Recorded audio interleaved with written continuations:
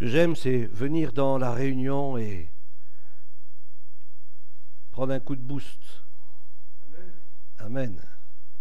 On a besoin de se rassasier, de s'abreuver, se nourrir. Jésus est le pain de vie. Et celui qui mange ma chair et qui boit mon sang. Est-ce que vous avez bu du sang du Seigneur ce soir? Est-ce que vous avez mangé de la chair de Jésus ce soir? C'est ça la question. Il faut que tu éclaires plus les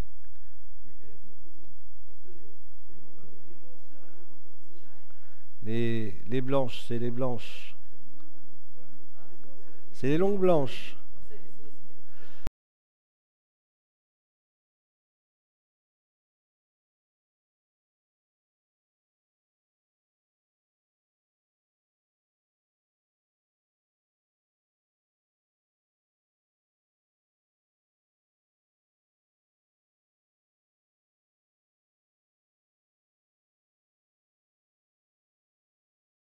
Tu continues sur le rond et puis ça change.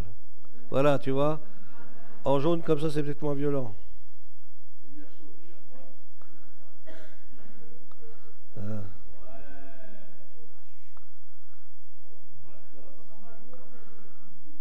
C'est bon? Pas trop parce que il y a des Ivoiriens au milieu de nous.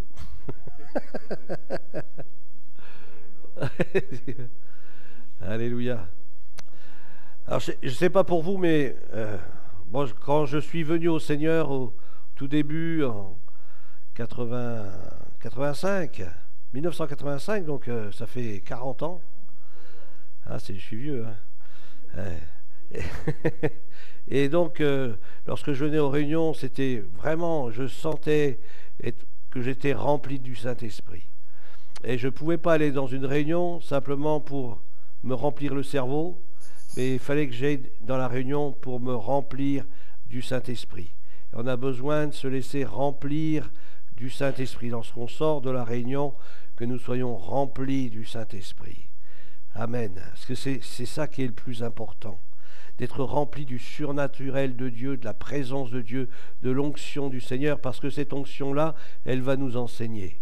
Vous pouvez rester des heures à écouter un prédicateur vous lire la Bible, mais quand c'est l'onction qui vous enseigne, c'est gravé dans votre cœur. Et ça va vous nourrir et ça va vous faire grandir. Alléluia. Ça se saurait, sinon tous les théologiens seraient des maîtres spirituels, et je crois qu'ils en sont très très loin pour la plupart. Alors que nous puissions puiser toutes nos ressources en lui, puiser en lui, c'est lui la source d'eau vive. Alléluia. Alors que nous puissions puiser toutes les forces dont nous avons besoin dans le Seigneur. Alléluia. Être en règle avec les autres, on avait vu ça dernièrement. Chercher la gloire de Dieu aussi dans nos prières. Donc c'est toujours le même thème, dialoguer avec Dieu. Dieu exauce ceux qui prient ainsi. Matthieu chapitre 6, verset 6.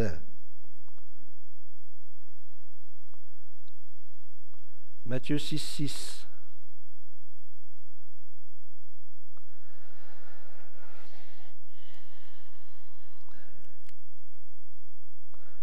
Alors bien sûr, quand il dit quand tu pries, on pourrait changer prier par parler à Dieu. Parce que quand je parle à Dieu, bien je peux le louer, je peux l'adorer, je prie. Voilà, prière, ça englobe un peu tout le fait que je m'approche de Dieu. Alors, quand tu pries, il faudrait lire un peu plus haut, le Seigneur il enseigne sur le comportement des disciples, comment est-ce qu'il nous faut nous comporter en tant que disciples du Seigneur. Quand tu pries, entre dans ta chambre. Est-ce que vous avez une chambre? Les disciples, ils avaient la chambre haute. Vous connaissez la chambre haute? Il y en a, ils ont une chambre, c'est un placard. Mais ils ne dorment pas dedans, mais c'est leur chambre. La chambre, c'est pas spécialement le lieu où on dort. La chambre, c'est le lieu, un peu le lieu secret. Le lieu où je rencontre... Il y en a, leur chambre, c'est la forêt. Il y en a, leur chambre, c'est au bord du lac ou au bord d'un étang. Voilà, c'est un endroit bien particulier. C'est là, c'est mon Bethel.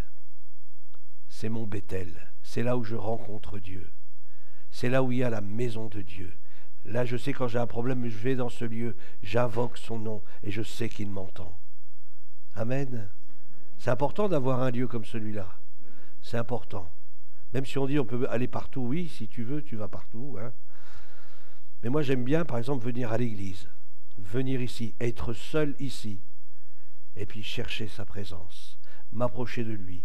Invoquer son nom. Vous savez que le Seigneur, il a dit que dans le temple de Jérusalem, ceux qui viendront le prier là-bas, vous connaissez cette parole, eh bien que le Seigneur, il entendra toutes les prières.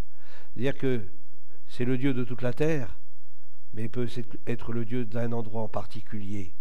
Et il veut être le Dieu de l'endroit où tu le cherches, où tu le rencontres. Que tu puisses avoir vraiment une rencontre avec lui, un contact avec le divin dans le lieu secret. Alors là, il nous est dit, quand tu pries, entre dans ta chambre, ferme ta porte. Il y en a, ils auraient été plus vulgaires, ils auraient dit peut-être autre chose. Parce que d'abord, il faut écouter Dieu, hein, il faut apprendre à écouter Dieu. Alors, ce qu'on prie, c'est pas je jette tout mon... Voilà, puis je ferme la porte et je m'en vais. Non, il y a aussi un temps où il faut que je me taise. Savoir se taire, c'est pas évident, hein.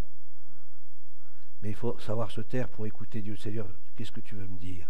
Est-ce que tu veux me parler? Alors il y en a qui vont dire, oui, ben, Dieu me parle par la Bible. Oui, c'est vrai. Mais Dieu aussi veut te parler à ton cœur. Alléluia. Dieu veut parler à notre cœur. Alors ferme ta porte, c'est-à-dire mets en dehors, fais silence. Fais silence.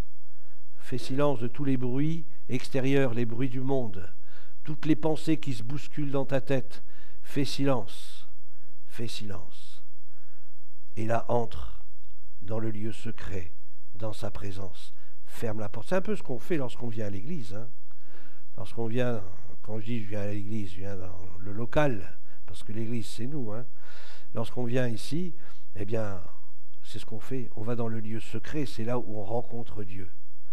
Et puis aussi, c'est aussi là où on ferme la porte derrière nous, parce qu'on entre dans le ciel. Vous ne savez pas que vous entrez dans le ciel quand vous rentrez ici. Vous rentrez dans le ciel, vous rentrez dans la présence de Dieu. Bon, on a du mal à l'imaginer. Pourtant, c'est une réalité. Lorsque je m'approche du Seigneur, je m'approche vraiment de lui. Hein, il n'y a pas le rideau, il a été déchiré. Donc on a une libre entrée au sanctuaire, au trône de la grâce, on a un libre accès. Alors lorsque nous nous rassemblons, eh bien, nous nous approchons du ciel, de la présence de Dieu. Et il est là au milieu de nous. Alléluia. Alléluia. C'est important d'en prendre conscience, même pour les jeunes qui sont là-bas, des fois qui chahutent un peu. Prenez conscience, lorsque vous êtes ici, vous êtes vraiment dans la présence de Dieu. Dieu vous voit. Dieu vous voit. Et il sonde les cœurs. Et il entend toutes les paroles qui sortent de votre bouche. Même avant qu'ils parlent. Et Dieu sait qu'ils en disent des paroles. Hein? Mais c'est important de le réaliser. Vous voyez, quand on est en dehors de ce lieu, à la limite, vous pouvez faire ce que vous voulez. Mais lorsque vous êtes dans la présence de Dieu, c'est différent. C'est différent. Il y a la sainte présence de Dieu qui est là. La sainte présence de Dieu. Et à cause de cela, il nous faut avoir une sainte crainte de Dieu. Une sainte crainte de Dieu. C'est pour ça qu'on ne peut pas faire n'importe quoi, pas dire n'importe quoi, pas penser non plus n'importe quoi, parce que même mes pensées, je les laisse derrière la porte. Hein, c'est pour ça qu'il dit, ferme la porte. C'est-à-dire tes pensées, tu les laisses dehors. Tu rentres, tu viens pour rencontrer le Dieu qui a créé les cieux et la terre. Tu viens pour rencontrer le roi des rois. Tu viens pour rencontrer celui qui t'a sauvé, celui qui a donné sa vie sur le bois de la croix, qui a versé son sang pour toi. Tu viens le rencontrer. Et on est tous ensemble pour le rencontrer. Et nous formons un corps formidable. L'Église, c'est un corps. Nous sommes les membres d'un corps. Lorsque nous nous rassemblons, nous sommes le corps de Christ. Et nous venons rencontrer le Seigneur ensemble, dans sa présence. Ferme ta porte et la prie ton Père. Tu pries pas Dieu. Si tu n'as pas compris ça, c'est que tu n'as rien compris. C'est que tu n'es pas une enfant ou un enfant de Dieu. Tu pries ton Père.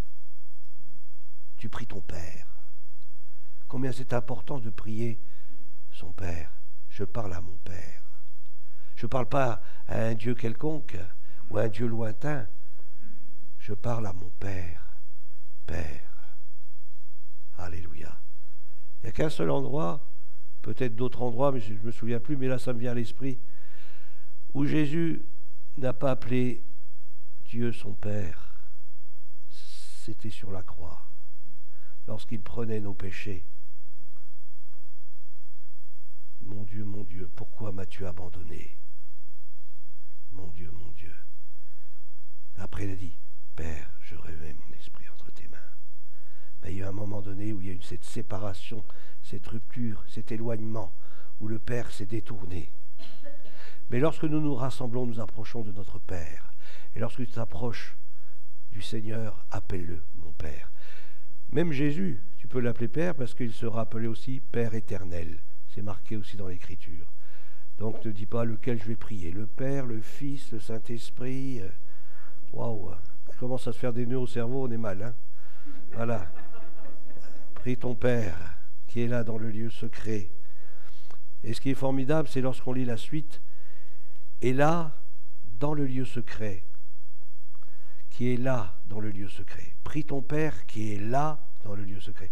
J'ai l'impression que quand on lit ce verset, eh bien que lui, il nous attendait déjà, avant même qu'on y aille. Comme l'a dit notre frère, avant même qu'on parle, il sait d'avance ce qui va sortir de notre bouche. Hein? Eh bien, Dieu sait. Vous savez, le Seigneur, il n'a pas de montre, mais il est toujours à l'heure. Hein? C'est pas un Suisse, hein? Il n'a pas de montre, hein? Mais il est toujours à l'heure. Et là, dans le lieu secret, il est là, il nous attend dans le lieu secret. Allez, jeunes, vous êtes concentrés là, hein? Je sens que vous êtes concentrés. Il nous attend dans le lieu secret, il désire que nous puissions le rencontrer, dans le lieu secret. Et là, dans le lieu secret, est ton Père qui voit dans le secret. Il voit dans le secret. Qu'est-ce que ça veut dire, il voit dans le secret? Eh oui. Il voit, il te voit, mais il voit ce qu'il y a dans ton cœur. Il voit ce qu'il y a dans tes pensées. Et vous savez que Dieu, que le Seigneur, que notre Père, est tellement plein d'amour envers nous. Bien sûr, il faut aussi l'aimer de tout son cœur. Hein? Il faut l'aimer aussi de tout son cœur. Fais de l'Éternel tes délices, et il te donnera ce que son cœur désire. Mais fais de l'Éternel tes délices. Et là, ton Père qui voit dans le secret, il voit dans le secret ton cœur, et avant même que tu aies prié. Vous savez, j'ai fait plusieurs fois des périodes de jeûne. Eh bien, souvent, et la plupart du temps, j'avais la réponse avant même d'arriver à la fin de mon jeûne. Alors je dis, Seigneur, moi je vais jeûner cette semaine pour telle ou telle situation. Eh bien, déjà le mardi, il avait déjà répondu. Seigneur. Mais je dis, comme moi je suis j'ai quand même été jusqu'au bout. Mais je pense que je serais arrêté avant, c'était bon. Hein? Mais c'est important de mettre devant Dieu nos cœurs, et Dieu qui sonde nos cœurs. Vous savez que Dieu, il sonde nos cœurs. Hein? Et il veut toujours, c'est le meilleur pour nous. Hein? Je pense aux épouses dont les maris ont pris un petit peu de gras, on pourrait dire. Hein? Ça arrive pas souvent, mais ça peut arriver. Bien, l'épouse, elle essaye de prendre soin de son mari. Hein? Elle essaye d'y mettre moins de sel, moins de gras, etc. Moins de sucre. C'est ça, ouais. C'est ça. Maintenant, elle y va à fond maintenant. Oui. Oui. Rien du tout. Enfin, tu peux, ça dépend quel jeûne tu fais. Il y en a, ils font le jeûne de Daniel, ils mangent de la verdure, enfin des légumes. Voilà. Mais non, moi je mange rien du tout. Mais je bois. Mais de l'eau. C'est à préciser parce que c'est filmé. Voilà. Je bois, mais de l'eau. Hein? Voilà. Et c'est important de prendre du temps, hein, dans le jeûne. C'est quelque chose qui s'est perdu au fur et à mesure, mais c'est important de prendre du temps dans le jeûne. Alors n'attendez pas que l'Église fasse un jeûne pour jeûner. Prenez du temps vous-même dans le privé. Hein, prenez du temps dans le jeûne. De temps en temps, mettez à part une journée. Dire Seigneur, je vais mettre à part une journée, je vais chercher ta face. Je vais entrer en ta présence. Là, c'est bientôt les vacances. Là, peut-être il y a des jeunes qui partent en colo. Je crois que c'est l'idéal de prendre du temps puis de se mettre à part. Et puis là, de chercher la présence de Dieu. Mais c'est tellement important, et ton frère qui voit dans le secret te le rendra. Je crois que lorsqu'on donne à Dieu, Dieu nous donne. Lorsqu'on veut prendre du temps avec lui, vous savez, même pour venir aux réunions, parfois il fallait faire des kilomètres. Bon, ici on en fait quand même beaucoup moins, mais ça m'est arrivé de faire 50 kilomètres pour aller à une réunion. Hein. Mais quand on va dans les réunions, puis ça m'est arrivé aussi de travailler de nuit, puis le matin est au culte pour la réunion. Quand on donne à Dieu, parce que notre désir, c'est pas de donner dans le sens faire des œuvres, hein, c'est de le donner dans le sens de venir l'adorer. Venir dire Seigneur, je t'aime. Je me rassemble avec mes frères et sœurs pour dire que je t'aime et je suis heureux de t'appartenir, d'être de tes enfants, etc. Quand vraiment on aime venir, c'est pas quelque chose qu'il faut faire. Hein, je ne sais pas les jeunes comment ils vivent ça. Hein, si venir le mercredi soir, si ça leur coûte. Mais il faut aimer. Tu aimeras le Seigneur de tout ton cœur, de toute ton âme, de toute ta force et de toute ta pensée. Alors il n'y a pas beaucoup de place pour autre chose. Hein. Voilà. Le Seigneur doit être en premier dans notre vie. En quoi que ce soit, il doit toujours être le premier. Toujours. Alors ça c'est important. Et même pour ceux qui ont des conjoints qui ne sont pas convertis, malheureusement, eh bien, mettez toujours le Seigneur en premier. C'est tellement important parce que en voyant votre piété, c'est comme ça que vous allez gagner les autres. Mais si vous faites des compromis, vous n'allez pas les gagner. Mais si vous montrez que vous aimez le Seigneur par-dessus tout, c'est là que vous allez les gagner. Parce qu'ils vont dire, s'ils préfèrent aller à l'église, s'ils préfèrent aller aux réunions, que de faire ceci ou de faire cela, c'est que vraiment il y a quelque chose qui les tient et qui est fort. Et c'est de ça qu'on a besoin. Alléluia. Bon, on dirait que je parle d'une autre époque, hein. Moi, je sais que j'ai vécu ça il y a des années en arrière, mais je crois que ça n'a pas changé. Normalement, ça n'a pas changé. Hein. Dans Daniel, chapitre 9, versets 20 à 23, si je lis bien, Daniel, et puis on va arrêter là. Hein.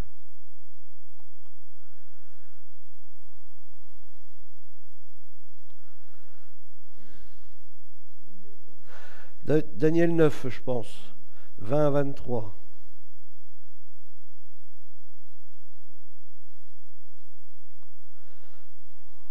Ouais. Je parlais encore, je priais, je confessais mon péché. Vous vous rendez compte, Daniel? Qui est mieux que Daniel ici?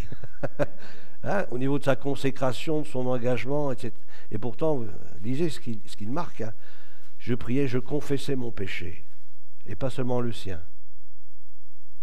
Est-ce que tu confesses le péché de ta nation? Oh. Au lieu d'avoir la langue qui... Seigneur, je te demande pardon, et je te demande pardon pour ma nation. Eh oui. Parce que si aujourd'hui nous sommes dans une nation un peu particulière, c'est parce que l'Église n'a pas su se tenir à genoux. Alors ne reprochons pas à nos dirigeants d'être comme ci ou comme ça. Regardons-nous nous-mêmes. Est-ce que je suis un homme de réveil, une femme de réveil? Daniel a su changer le cœur de sa nation, la nation où il était, parce qu'il a eu les faveurs du roi. Je parlais encore, je priais, je confessais mon péché, le péché de mon peuple d'Israël. Et je présentais mes supplications à l'Éternel, mon Dieu, en faveur de la sainte montagne de mon Dieu. Donc il parle de Jérusalem. Hein. Je parlais encore dans ma prière quand l'homme Gabriel, que j'avais vu précédemment dans une vision, l'homme Gabriel. Vous savez qui c'était, Gabriel? Ben oui, il appelle un homme, hein, donc il avait peut-être rangé ses ailes. Il avait rangé ses ailes, les avait mis dans la poche, les a repliées. L'homme Gabriel, que j'avais vu précédemment dans une vision, s'approcha de moi à vol rapide. Ah, au moment de l'offrande du soir. Un homme qui vole. Hein? Un homme qui vole. Il m'instruisit. Vous savez, quelque part, Philippe, il a volé aussi. Hein? Il n'avait pas d'aile, hein, mais il a volé. Hein? Jusqu'à Gaza. Hein? C'était Gaza, c'est ça. Hein? Ah oui, mais on n'aura pas d'aile non plus. Hein, on ira sur les nuées du ciel à la rencontre du Seigneur dans les airs. Et Jésus, lorsqu'il il est monté au ciel, on n'a pas vu qu'il y avait des ailes dans le dos non plus. Hein. Ça, c'est intéressant quand même. Hein. Ah oui, ça faudrait que tu nous racontes. Hein, tu gardes ça pour toi. Petit cachetier. Hein. Que j'avais vu précédemment dans une vision, s'approcha de moi à vol rapide au moment de l'offrande du soir. Il m'instruisit et s'entretint avec moi. Il parle aux anges. Hein. Il me dit, Daniel, je suis venu maintenant pour ouvrir ton intelligence. Waouh! Je suis venu maintenant pour ouvrir ton intelligence. Alors je ne sais pas comment c'est dans les autres traductions. Lorsque tu as commencé à prier, la parole est sortie et je viens de te l'annoncer, car tu es un bien-aimé. Waouh! Sois attentif à la parole et comprends la vision, etc., etc. Dieu veut nous instruire, il veut nous enseigner, il veut nous parler. Et Dieu a ses moyens pour nous parler. Là, c'était au travers d'un ange, hein, au travers de Gabriel, mais il nous parle de différentes manières. Hein. Et il peut même nous parler au travers d'un inconverti, une personne, voilà. Mais Dieu peut parler, il a bien parlé au travers d'une ânesse. Hein. Donc, voilà. Dieu nous parle, tantôt d'une manière, tantôt d'une autre, mais souvent c'est nous qui n'en prenons pas garde, ne faisons pas attention, on ne reconnaît pas que c'est Dieu qui nous parle. Vous savez, Dieu m'a déjà parlé plusieurs fois, hein, et vous savez, quand il parle, ça résonne. Ça résonne. Quand on est attentif, ça résonne. Et on se fait tout petit. On se fait tout petit. Dieu veut nous instruire, il veut nous ouvrir l'intelligence. Et pour que notre intelligence, elle s'ouvre, il nous faut entrer dans sa présence, désirer sa présence, désirer voir sa gloire, voir quelque chose se réaliser, s'attendre à ce que nos prières se réalisent. La foi, c'est quoi la foi? C'est une croyance. La Bible nous dit que c'est une ferme assurance des choses qu'on espère. C'est une ferme assurance. Donc il n'y a pas de doute à avoir lorsque je m'approche de Dieu, je sais que je m'approche de lui. Et je sais qu'il est là. Et je peux m'adresser à lui, je peux lui parler. Moi j'aime beaucoup, c'est le Seigneur, on appelle ça les apparitions du Seigneur avant sa venue sur la terre, ça s'appelle les théophanies. Hein, ça n'a rien à voir avec la galette des rois. Hein. C'est pas l'épiphanie, hein. C'est théophanie. Voilà. Et c'est formidable de voir que l'ange de l'Éternel, lorsqu'il parle à Josué, l'ange de l'Éternel lorsqu'il parle à Gédéon, vous vous rendez compte? Et pourquoi il ne nous parlerait pas aujourd'hui? Hein? Dieu ne change pas et il nous parle, tantôt d'une manière, tantôt d'une autre. Et je crois que c'est important. Et vous savez que ce qu'il nous dit, c'est toujours conforme à ce qui est écrit. Ça, c'est important. Hein, parce que le diable aussi se déguise en ange sans aile de lumière. Et il faut être très attentif, parce que ce qui sort de la bouche de Dieu, c'est conforme à ce qui est écrit. C'est sa parole. Il nous éclaire, il nous donne de l'intelligence pour que l'on puisse comprendre sa parole. Alléluia. Alors comme le texte, on n'a pas lu tout l'ensemble, hein, mais Daniel avait demandé quelque chose, mais il ne l'avait pas eu tout de suite. Et puis il a fallu tout un temps. Et puis Gabriel lui explique eh bien, qu'il y a eu des puissances mauvaises qui étaient là, puis qui l'empêchaient d'intervenir. Mais aujourd'hui, au travers de la personne de Jésus-Christ, nous pouvons ordonner à ces puissances de lâcher prise. Parce que nous voulons recevoir la parole de Dieu, recevoir le conseil de Dieu. Alléluia. Christ a déchiré, oh j'aime beaucoup ce passage, oh si tu déchirais le ciel et si tu descendais, eh bien le ciel a été déchiré et il est descendu. Alléluia. Il a donné sa vie sur le bois de la croix. Et comme Jacob a pu le voir, et il y a une échelle, il y a quelque chose qui est dressé entre le ciel et la terre. Tu as une entrée dans le ciel de Dieu. Et le ciel de Dieu peut entrer dans ta chambre, peut entrer dans ton lieu secret. Tu peux avoir cette rencontre avec le Père. Et toi-même, tu peux aller à la rencontre du Père. Dieu désire qu'il y ait cette communion, cette relation, ces échanges. Il y avait des anges qui montaient et qui descendaient. Des échanges. Dieu veut des échanges. Vous savez que nous sommes des anges de Dieu. Vous n'avez pas des ailes, moi non plus. Mais nous sommes des anges de Dieu. Un ange, c'est un messager. Vous avez un message que vous avez reçu de lui et qu'il vous a donné de transmettre à ceux qui vous entourent. Nous avons une responsabilité de répandre son message autour de nous. Alléluia. Vous êtes des messagers de la bonne nouvelle. Nous sommes des messagers.